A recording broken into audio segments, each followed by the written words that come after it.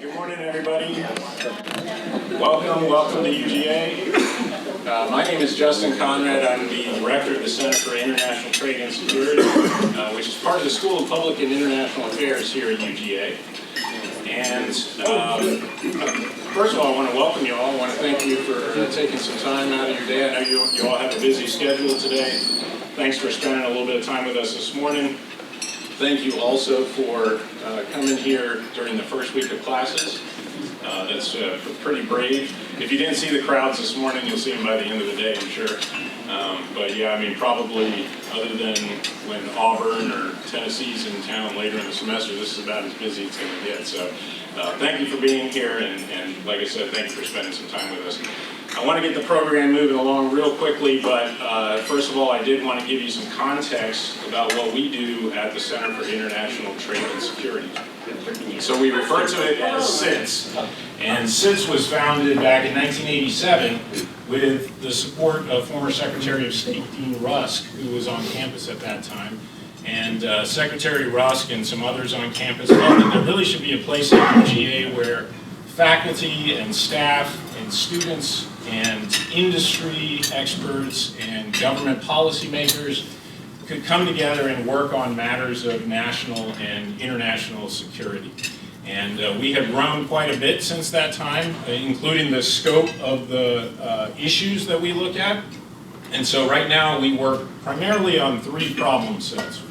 One is human security, two is nuclear security, and three is energy security. And the last couple of years, I've kind of half joked with our students that, it's not immediately clear how human security and nuclear security and energy security are all connected until Russia invades Ukraine.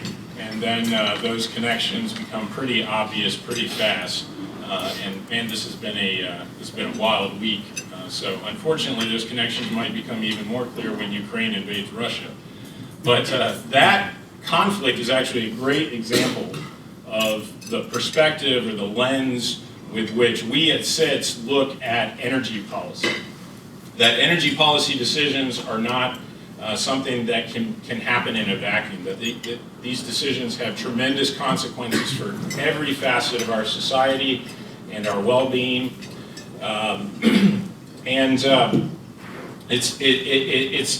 It's very much a matter of traditional national security, but it's also very much a matter of economic security. It's very much a matter of economic competitiveness, not just for our country, but for the state of Georgia. And the state of Georgia is thriving. People want to come here and live here and work here. People from all over the world want to come here.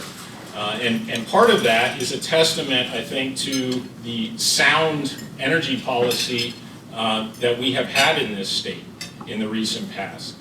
So we're fortunate to have Governor Kemp, we're fortunate to have the General Assembly, the Public Service Commission, that have really leaned in to make those good, sound policy decisions for the state, supporting the e-mobility industry in the state, supporting the e-mobility initiative here at UGA, which has been a huge success. We appreciate the support of all of that, supporting units 3 and 4 at Plant Vogtle. So sometimes these are not easy decisions by any stretch of the imagination, but they are important decisions, and they have put Georgia on the right path. And I think if we are going to continue to keep Georgia on the right path, we have to continue that tradition of sensible and pragmatic energy decisions.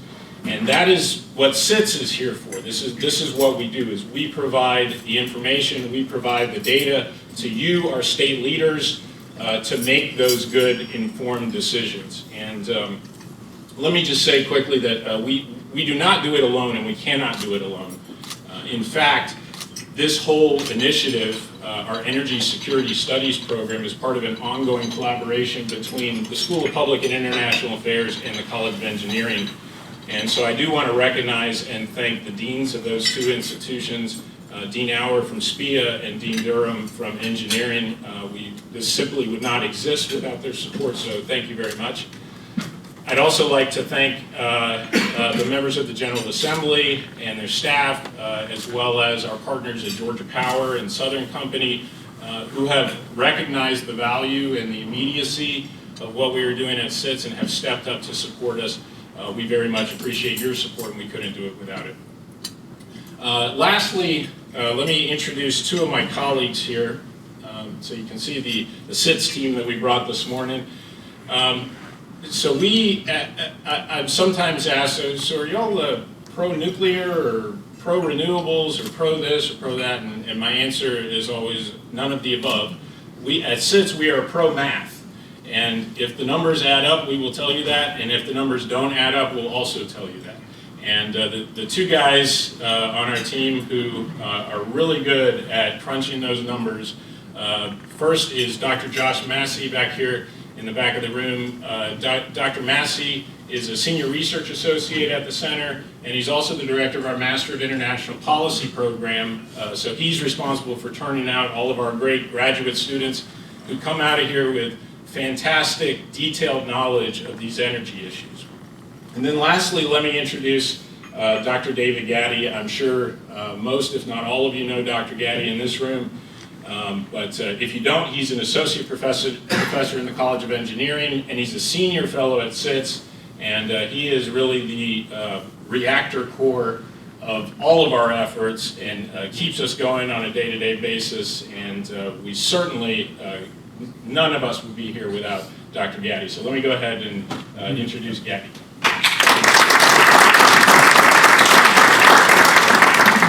That's the best introduction for somebody to sound the reactor core. I almost ran through the glass. I wrote that down. Justin has been a lifesaver for me, Justin and Josh. Probably 10 years ago when I was trying to get things moving in energy security and energy policy and the pro-math world, it was impossible to find partners.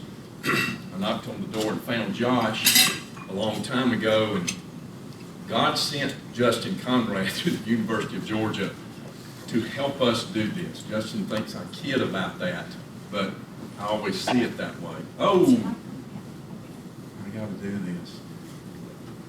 I ain't going to repeat that. You heard that, didn't you? You heard that. Yeah. So these two guys have been friends of a different level, and I appreciate them. So we're going to bump, I'm going to get started quickly because we're going to try to get through some things. I want this to be interactive. I know Representative Martin is going to step in here and ask me some questions. And I've got all the answers. I got the list right now. I got all the answers. So I want it to be interactive. Thanks for sending it early. I want it to be interactive, but we also want it to be informative. So we're going to push through, and all this stuff is available for whoever wants it when it's all over. So here's the focus, and Justin kind of hit on it. We are looking at not drawing down Georgia, but power in Georgia. We're looking at power in Georgia in the 21st century. That is, we've got a lot of issues that are at the door, issues that are coming up, and we're looking at how we're going to get Georgia, and we're also looking at the U.S., but today the focus is on Georgia. With the focus really being competitive advantage. This is something that in the Center for International Trade and Security, we're locked in on. U.S. competitive advantage, Georgia's competitive advantage. States compete. It's just what we do. We believe and we are convinced that Georgia's got the best model, energy-wise, power generation-wise, economics-wise, that we've got the best model in the country. And I can testify personally because I've been in at least 27 states and have talked about this in 27 states. Looking at their investor-owned utilities, their EMCs, their MEAGs, and they all understand that Georgia has done it with calculation, and they have done it strategically, and we have done it right. So I'm going to go through a lot of the rationale for what we see, and we are going to focus on this competitive advantage part and what we need to do in Georgia to maintain that and actually get better. So just real quick, I'm going to do a U.S. energy overview, several slides on that. Then we're going to put Georgia in context. It matters what we're doing relative to other states. And this is going to be relative to the top GDP states. We're not going to compare ourselves to Kansas or Nevada. We're going to compare ourselves to the top GDPs. This last little bullet, potential challenges and opportunities, is the part where I really would like to get some feedback. If you've got it, But if down the road you've got feedback, because these are some things that we consider to be pretty dang important that we're going to have to be thinking real hard on as we move forward. So here's the U.S. power generation. This is all energy. This is transportation, electricity, and heat. Everything that we use energy for in the U.S. And we're sitting at about 82.5% fossil fuels. Now keep in mind, the push is, and so the disclaimer up front, this is not an anti-climate change talk. That's not what this is. This is about security and competitive advantage. We acknowledge that climate change is an issue, but we also acknowledge that energy security is also a priority. We're at about 82.5% fossil fuels, and you can see the mix there. The focus today really is on the power sector. Georgia has no primary energy resources in the state except for solar and some biomass, if you want to count biomass as primary energy. We don't have any coal, oil, gas, no uranium. We're sitting on just a few resources. But when we look at the U.S. electricity generation sector, we're at about 58% fossil fuels. If we're talking about decarbonizing and drawing it down to zero, that is a heavy lift. And there are some issues that have to be considered before we even think about going. But you'll see the primary or the leading renewables here, non-hydro renewables, it's wind and solar. Nuclear is flat, hydro is flat because we're not going to build any more hydro facilities. Coal is in decline and natural gas is ticking up. And we'll see as we go through the other states, this is a trend nationally. In fact, there are things that are happening in Georgia with rates, with resource diversity that are happening all over the country. It's just we're responding differently.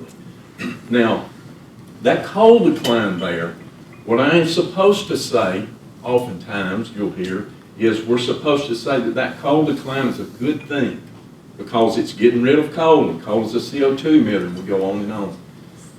We are looking at that as a problem, a potential problem, certainly a short-term, near-term problem, because that is a domestic resource, it's proven technology, it's reliable, and it's affordable.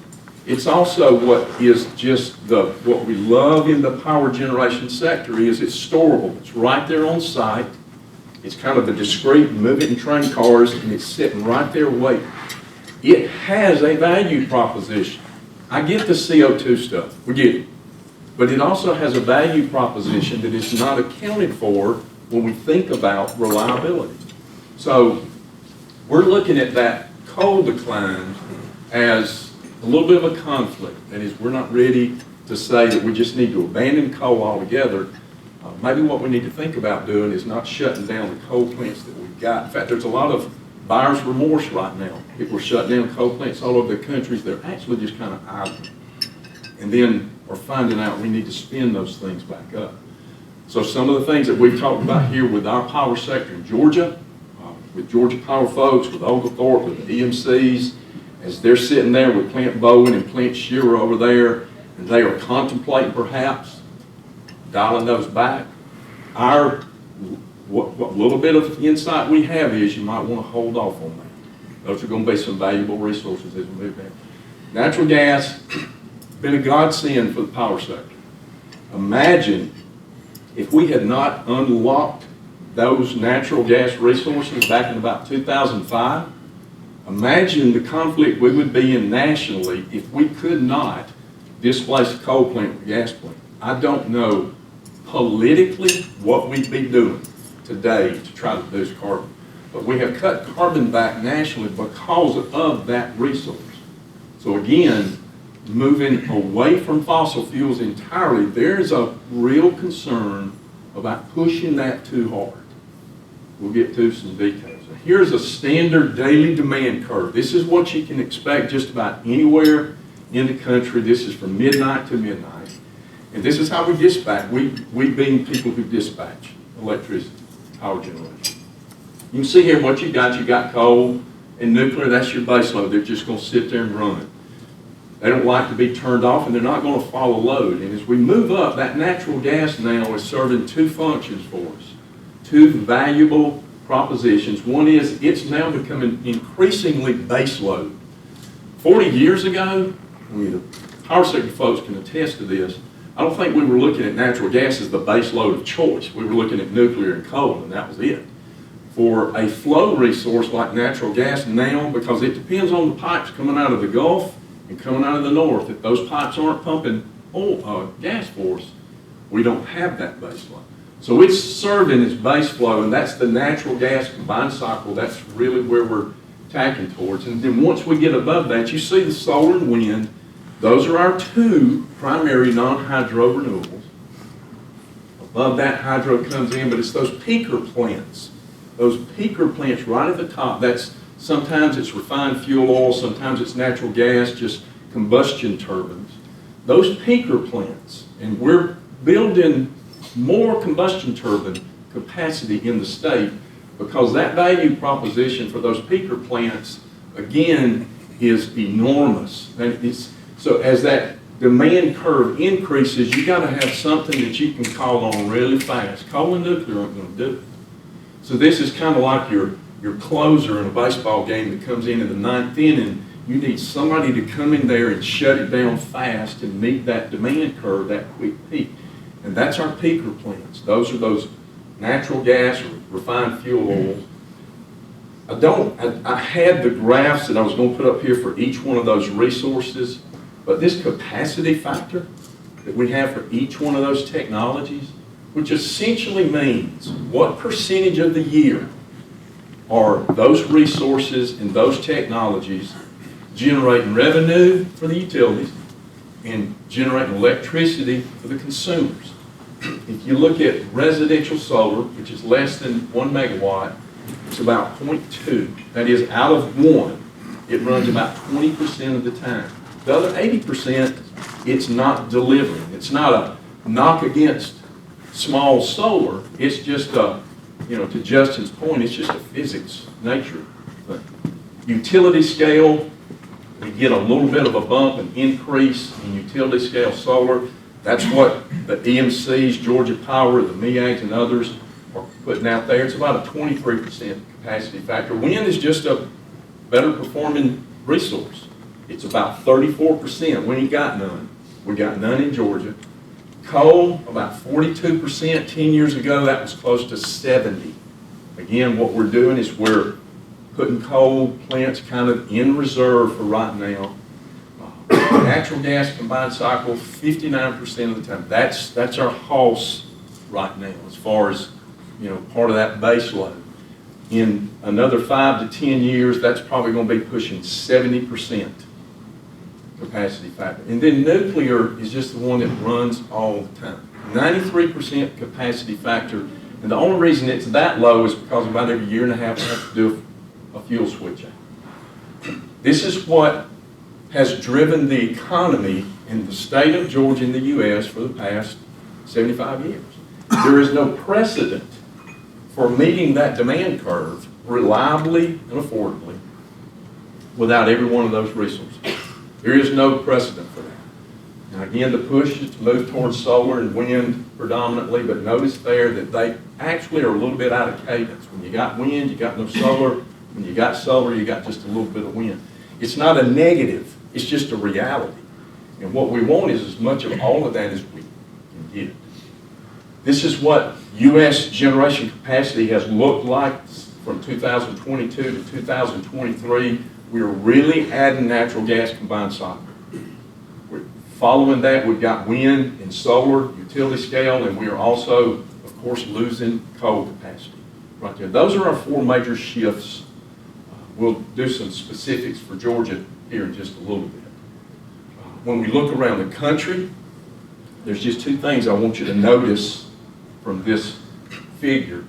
One is in the upper left-hand corner, and this is where we're going to kind of start moving into what we're doing in Georgia as far as rates are concerned. The U.S. average in 2023 was about 15.98 cents a kilowatt hour. If you look around that, starting in the lower left corner, the west, south, central, you'll see that that rate down there was about 13.58 cents. And as we move into the east, south, central, 13.13, South Atlantic, 14.55. As we start getting up in that northeast and the middle Atlantic, those rates are really ticking up. 19.61 in the middle Atlantic, and in New England, it's 28.72. That's double what we got down here in the southeast.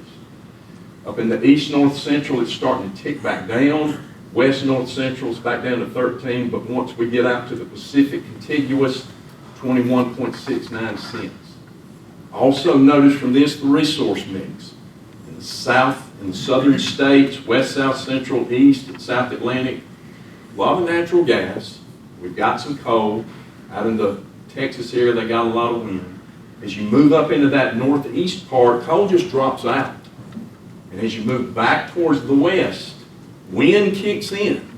And then once you get out to California, coal is pretty much gone again. You got natural gas, hydro, and solar. Those resource portfolios are not geography dependent necessarily, except for the renewables. Those are policy decisions. Those reflect what states and regions have decided in their legislatures is the best way to move forward to meet affordability, reliability, and under carbon constraints. Those are policy decisions. If we look at where the solar is in the U.S., 75% of it is in those 8 states. Georgia's number 6. Now, it could be, and it is argued, oftentimes, that Georgia needs to do better.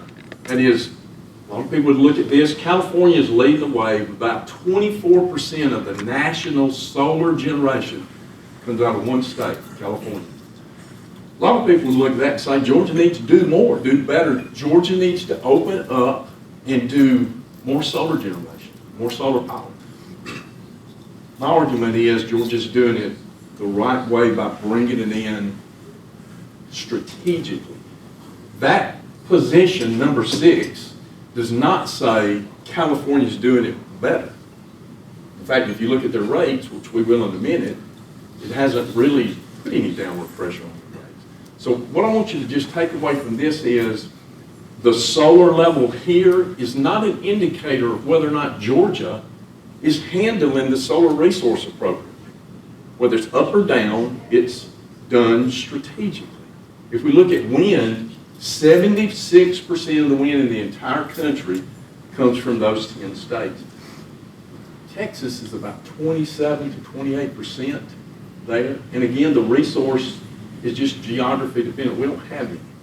And I don't think we're going to be putting any wind turbines out off of St. Simons and Jekyll Island. If we do, I'll leave my best pair of work boots. I don't think we're going to do it. So when we look at what we're doing or what we're requiring, we've only got about 5 resources. I don't have hydro up here because we're not going to build anymore, but it's part of it. We're working with about 5 resources and about 6 technologies: solar PV, wind turbines, 2 gas, combustion and combined cycle, and coal and nuclear. And what we're going to try and do is meet 3 primary objectives: rates, reliability, and carbon emissions. And notice I did not put the word affordability up there. I know that's the standard phrase, but the utilities have no control over affordability. They have control over rates. Affordability just depends on whether I have a good job or a low-paying job, or whether I live in Buckhead or Americus, Georgia. Utilities can control rates. But we don't get to just pick one of the 3. In fact, what we have to do is meet all 3 of those objectives, and not all resources are going to fit in. In fact, if it's about rates and reliability, we're probably going to go with gas and coal. If it's about rates and carbon emissions, it's probably solar and wind. But you're going to be without some electricity quite a bit. Carbon and reliability is large nuclear. What do you think's right there in that center question mark space? The thing that works for everything. Anybody got a guess? Hazard a guess? Nuclear? Is it dispatchable? It's kind of tough. Small scale nuclear. Maybe advanced nuclear. Small scale. If it's got some heat storage and you can follow load, that's a tough little nut to crack right there. But keep in mind, this is what the utility sector is trying to make, is all 3 of these, and rest assured, each one of those circles has a champion. There's somebody's going to pitch a fit about rates, somebody's going to pitch a fit about reliability, and somebody's going to pitch a fit about carbon. And the utilities are sitting back, and particularly in Georgia, we're just doing the best we can. So let's look at how well Georgia has done. And part of this is going to come down to our market structure. Vertically integrated, regulated, have been for I don't know how long, but for a long time. These are the residential rates for regulated markets. The y-axis is from 5 to 30. It's going to be the same for the next slide. A couple of things to note. The red dotted line, that's the U.S. average from 2001. And you can see most of these states, most of them, below the national average, and they're very tight. There's not a lot of volatility. In Georgia, black dotted line, we've been below the national average forever. And then that's Vermont. There. Deregulated markets. What's that, Frank? It's kind of like thank God for Mississippi on education. Vermont can say. You know, Senator, we didn't need Vermont. We're good. I'll take Vermont off the chart. We're still But it good. sure does raise that average. Yeah, well, let's just look at the deregulated markets. It's the same y-axis. It's the same red dotted line. And there's two things. Most of them are above the national average. And there's tremendous volatility. Not surprising. That's what markets do. Markets follow forces, and they're volatile. Regulated markets, we have an overlord here that looks at this and tries to balance. We have capacity needs. We have reliability objectives. Now we have carbon constraints. What is a reasonable price that the general public can afford? Markets don't see those things. Markets are just chasing the near-term marginal rate from an independent power producer to just make a quick profit as fast as they can in the near term. They're not looking 15, 20, 30 years down the road. They can't look that far down the road. These markets have yet to deliver their promise. The promise back in the 90s was competition will give us lower rates, and it hasn't happened.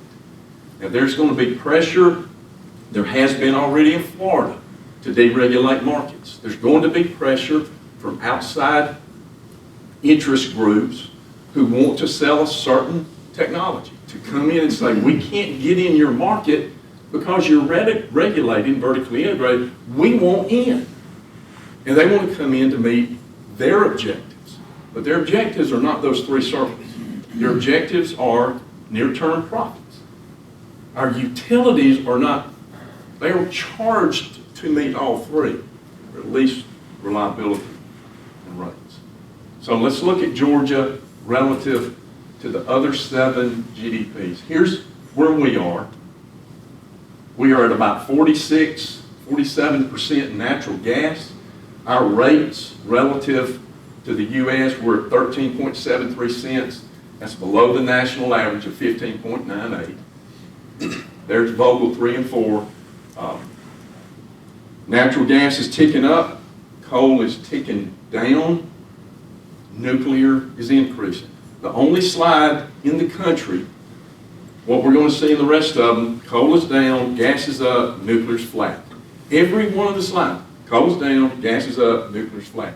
And if you're an engineer and you're trying to match up resources with demand, you're losing flexibility, you're losing options, you're losing diversity when you're losing a resource.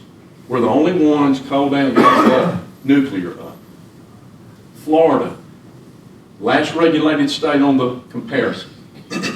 75.8% natural gas, and they're scared to death. You'll notice that little HB 1645, I've spent a lot of time going back and forth with folks in Florida on, now I didn't write the bill, of course, because I don't know how to write bills, but they asked for a lot of input over the past couple of years.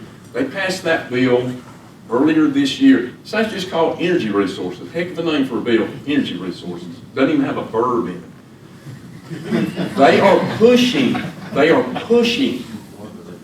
nuclear power in Florida. They are scared to death because they are just about to run out of baseload power completely with their coal. They're 76% dependent on natural gas, and that is an engineer's worry. House Bill 1645.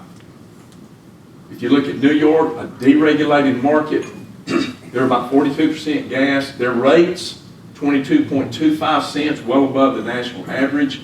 Gas is up, coal is down. Worst case scenario, nuclear's down. They shut down 2 nuclear reactors over the past few years and immediately backfilled with natural gas, shot their CO2 emission policy out the window. This is not the direction that we're taking in Georgia with regard to balancing all 3 rates of reliability and carbon emissions. Illinois, biggest nuclear generator in the country, but they don't have the biggest nuclear plant we do now. A lot of nuclear, coal is down, gas is up, nuclear's flat. Coal is down, gas is up, nuclear's flat. Over and over and over, with some renewables. They're just restricted on those renewables. It's not like Illinois is sitting up there with a whole bunch of sun and a whole bunch of wind, and plus it is really tough to get those resources transmission into your state.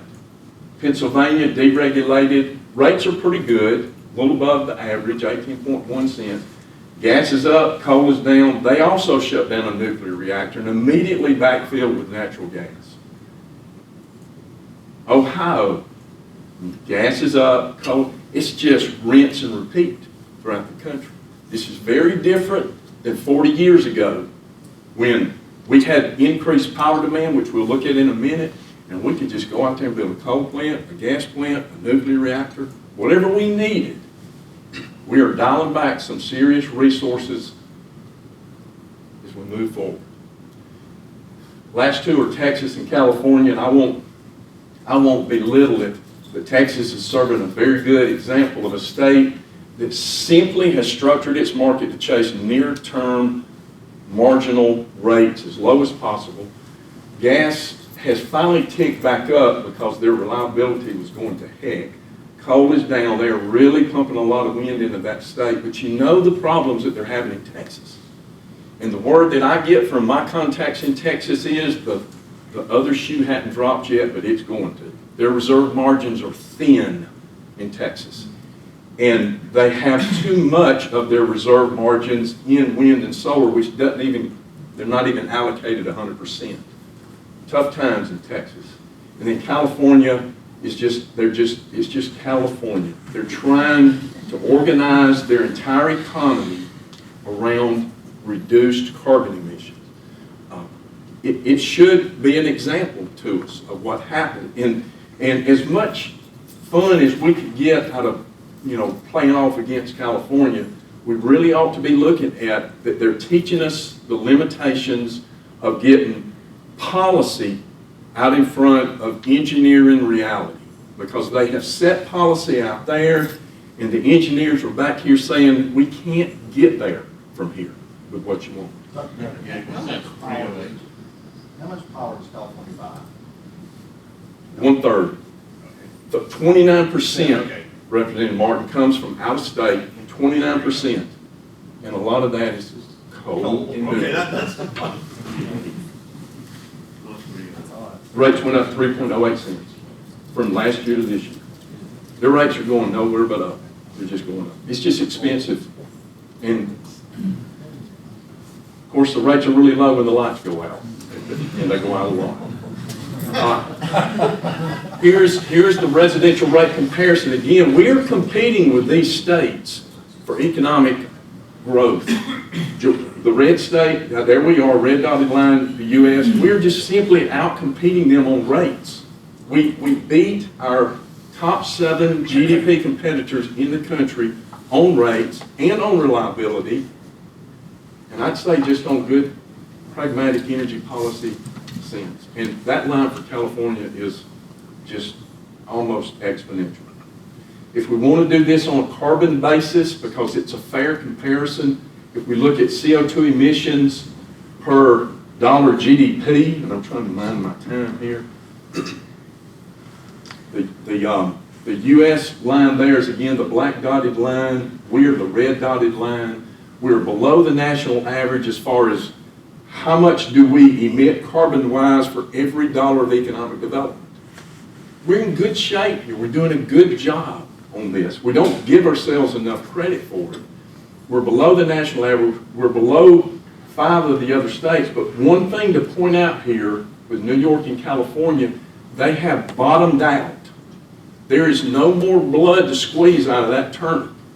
You can't yet simply decarbonize your economy with low rates and get reliability out of that. They are telling us by example that there's only so far you can go to squeeze CO2 out of your economy, because those resources, as much as they have carbon emissions, they have economic value and they have reliability value.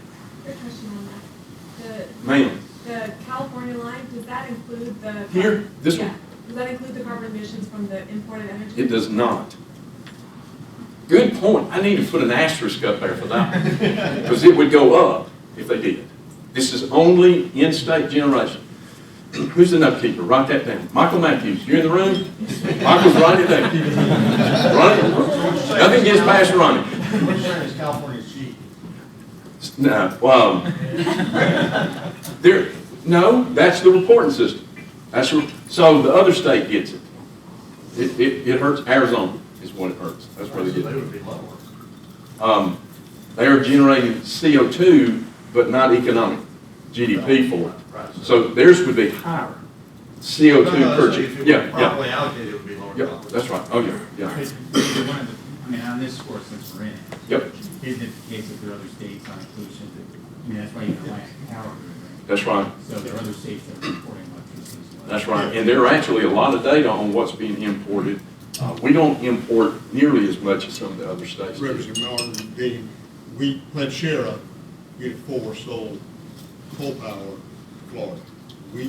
Georgia counted the CO2 emissions from that. Florida didn't get those. They got the energy, but not the obligation of CO2. Right. That's a study, that's actually a good thing to look at. Because even when you look at a state like Vermont, they are actually importing a whole bunch of hydro from Canada. So this is where we are in Georgia. You know, combustion turbines on the left, combined cycle, nuclear. This is capacity-wise. You see what we've got. The RFP that Georgia Power put out has been revised, understandably, and Oglethorpe Power has come in this year with their own new builds. And this is what we're working on. This is what we're dealing with. There's upward pressure on new capacity. We've got new industry. Last year, the talk of the town was EVs. That's what we were talking about. Everybody wants to show up and just talk about EVs. What is it today? It's data centers. I have been all over the country, and this is what everybody's talking about. We're going to touch on that because it's important, of course. But we don't have any historical record on this. We don't have anything to look back on and say, here's what you do when data centers come online. These are a different beast. But we got upward pressure on capacity, and we got downward pressure on fossil fuel. This is not an anti-climate change rant. It is just a reality that if you're going to put downward pressure on coal plants and then come in on the backside of that with downward pressure on natural gas plants, there's going to be some strain on the grid. Georgia Power, Oglethorpe Power, 1,400 and 240 megawatts of combustion turbines. That's those probably going to be low capacity factors, but they come in when we need them at the most critical moments of peaking and load following.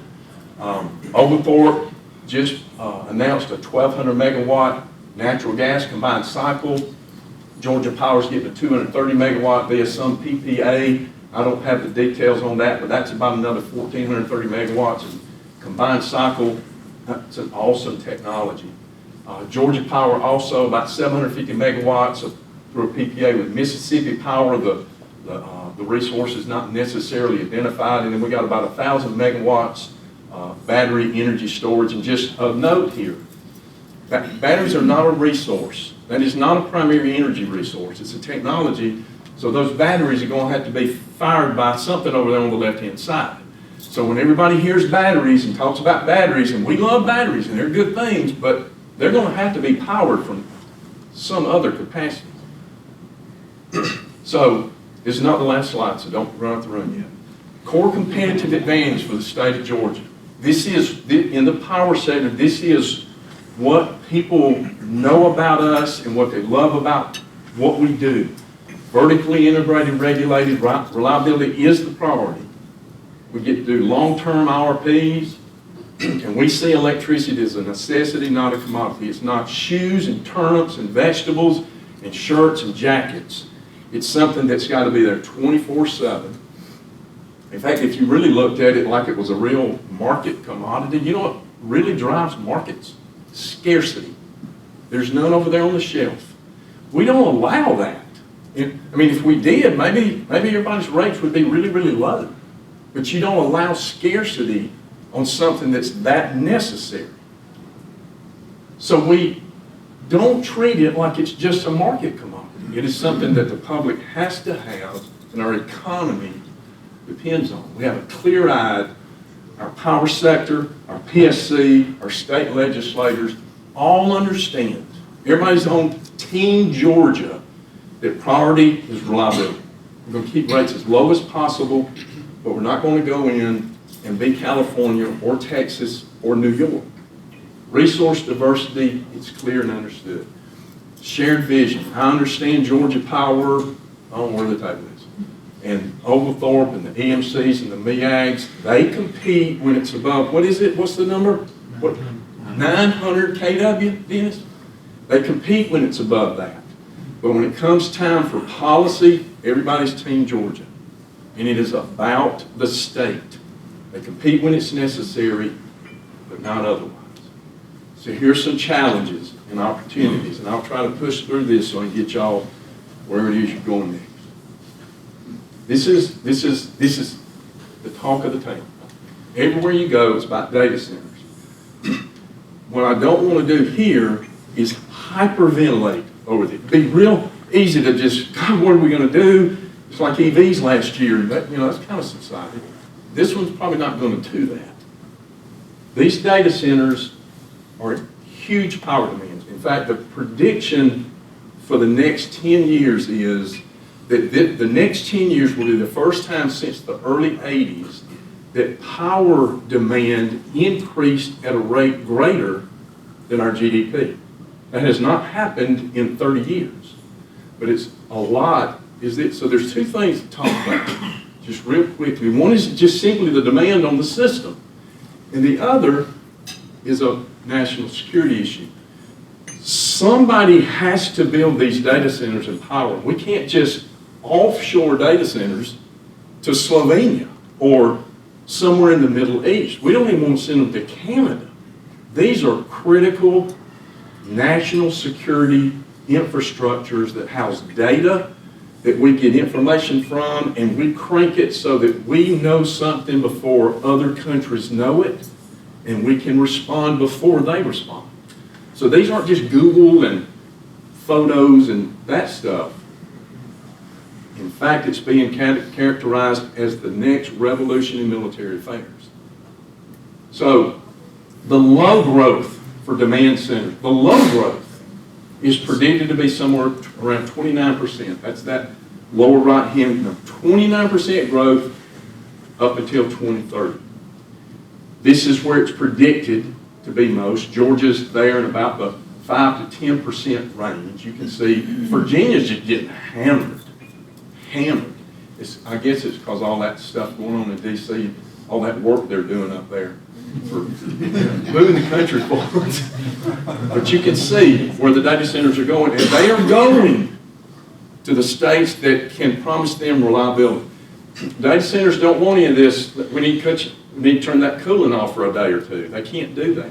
They're going to states that are committed with a track record of reliability. This is the national security part. Good friend pointed me to that book right there. You ought to read it. Two other really good books to read that will serve as a good scare the bejeepers out of you is what this is going to be used for. And this is already being used in the competition between the U.S. and China. My thinking is that Georgia wants to be a part of that. When data centers knock at the door, we'd like to provide them with service. But we've got to be careful. There's pressure up there on those curves. Energy transition, decarbonize the grid. Data centers are going to grow in power demand. Everything makes sense. That's a little bit of a conflict there. We're losing resources, greater demand. Here's a concern.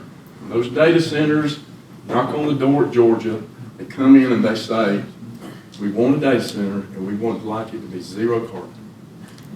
We want zero carbon. That's what they're pushing for. Now, if they don't get it, they might pitch fit. They might say, Georgia's market's not fair. Georgia's market's not allowing us to come in here and do something that the country needs. Well, they'll push us towards renewables if they want to, but we know who owns that supply chain. That's a national security, energy security problem. But what it will also do, keep in mind, it's going to challenge what we do in Georgia. That upper right figure of where we meet rates, carbon emissions, and reliability, it will challenge our model for that. And what we don't want, and we do want to work with those data centers. We want the demand. But what we don't want them to do is to come in with their unrealistic optics and push us from the regulated retail rates to that deregulated. They will penalize, Spencer. Is there a value to the state of Georgia to have a data center? We might want a data center for our own data, but is there a real value to the state or the people of the state to have a data center period in the, of course it's a national issue. Yep. But what do we get out of it? So, Except for people using. so my short-term answer is I don't think there's a lot of economic growth or development associated with it. I don't think they're going to employ a lot of people. Here's the pushback, or whatever you want to call it. Some states got to do it. So some state in the country, and they should all ask the same question, which Representative Fry, which is why when we sit down with those centers, this is going to have to be a conversation about, are y'all on Team America here or not? Because we cannot sacrifice our residential customers. We can't do that. So there's going to be some energy diplomacy here that's going to be needed for us to accommodate. I think, would want to have them here with a big American flag run on top of them. This is a national security issue. But they're going to have to be realistic about this. Maybe there's a different rate structure. Maybe there's something else. This is for smarter people in the room than me. But this is not just going to be like when appliances hit or when HVAC hit back in the day and we just built a lot of power plants. That's not how this one's fixing to work out. Yes, sir. Senator Cowser. Is there a reason they want to be in Georgia? Geographically? Our economic environment, our business environment, they like our power sector reliability. They like our culture in Georgia. They like our. Like a line of the internet that they've got to be here. I don't know about that. I don't know about that. I think for the most part it's just they know that we are 20 to 30 year forward thinkers in power generation and they want to get on that train. Good. I mean, somebody's got to do it, right, Representative Fry? Well, And they should all ask the question. Sure, but we want to make sure that there's an actual value that they're bringing to the state aside from crowding out our other industries' need for power and our residents' need for power. And that would be an economic development issue that's out of my lane, and I could spout off something that would be probably ridiculous. But we're going to have to address this. And I'm only saying that we don't want to take it flippantly and let this happen. This is working for Georgia, those rates, that model. So, last few slides, broad review of U.S. energy policy. This is our industrial base, and I am going to quit here in just a minute. I really am. If you look up there, this is what stands up our country, and you'll see that there's a lot of energy there. A lot of flames, a lot of combustion, a lot of muscle. This is fossil fuels, nuclear, renewables, all of that. There are just some things up there that non-fossil fuels cannot do. They can't do it. In the center, our defense industrial base, the way we look at this and my group is, our defense industrial base, our military is kind of our outward-looking national security. But that power grid, I will argue till the cows come home, is our domestic national security architecture. You take that away or compromise it or mess it up, and everything around it collapses. Now you layer on that this next wave of demand centers. I'm gonna push through this. Just understand that we can't necessarily structure, or I'm proposing or saying that we can't necessarily structure it around decarbonization too rapidly. If you look at global energy consumption and CO2 emissions, both are going up. If we look at the fuels that are being used, the world is consuming about 81.5% fossil fuels. For electricity, it's about 60% fossil fuels, and they are developing on coal. Coal's not going down. It's coming out of the Asia Pacific. Half the world lives there. It's 35% of global GDP. Those are the emerging markets that we want to do business with. And if we think about non-hydro renewables, they're growing exponentially, but when you put that in contrast with what fossil fuels are doing, they're really not carrying the global health here. It's not a negative, it is just a reality that emerging markets can't start on non-hydro. So as the U.S. says we're getting off of fossil fuels, the rest of the world is saying we need energy partners. Who are they going to choose? They're going to choose Russia, they're going to choose China, they're going to choose other countries. Somebody needs to partner with them. I'll contend it needs to be us. If we look at CO2 emissions for the past 24 years, China is, largely the one doing it, followed by India, the rest of the Asia Pacific. Only the older economies over here on the right, US and Europe, are putting downward pressure on that. And if we just took the US off the map overnight, just erased all of our CO2 emissions, it would set it back to about 2010 levels. Our contention here is just we have to be careful with that industrial base, that we not compromise it and put our industrial base at a competitive disadvantage, in particular with China. We can't run that industrial base, the one that we know over there on the left, without all energy resources. So last slide, I'm done. We don't want to, again, we need to be careful with our core competitive advantage. We need to be vigilant in ensuring that we keep this competitive advantage and we don't want to be confrontational. Representative Friday, your point, we don't want to be confrontational. They're going to have to come to us on this. So I'm done. I think that's, thank you.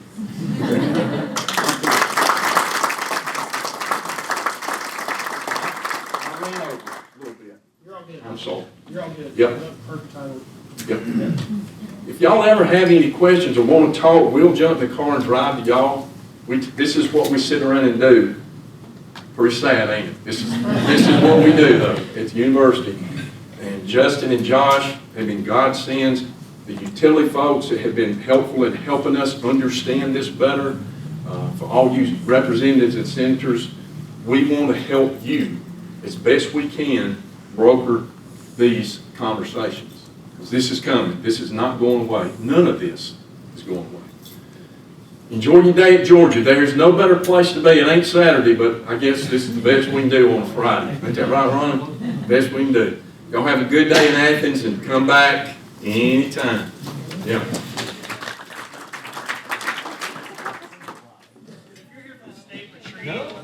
We are, the bus is here. We're going to load the bus and head to athletics as quickly as we can. We got time.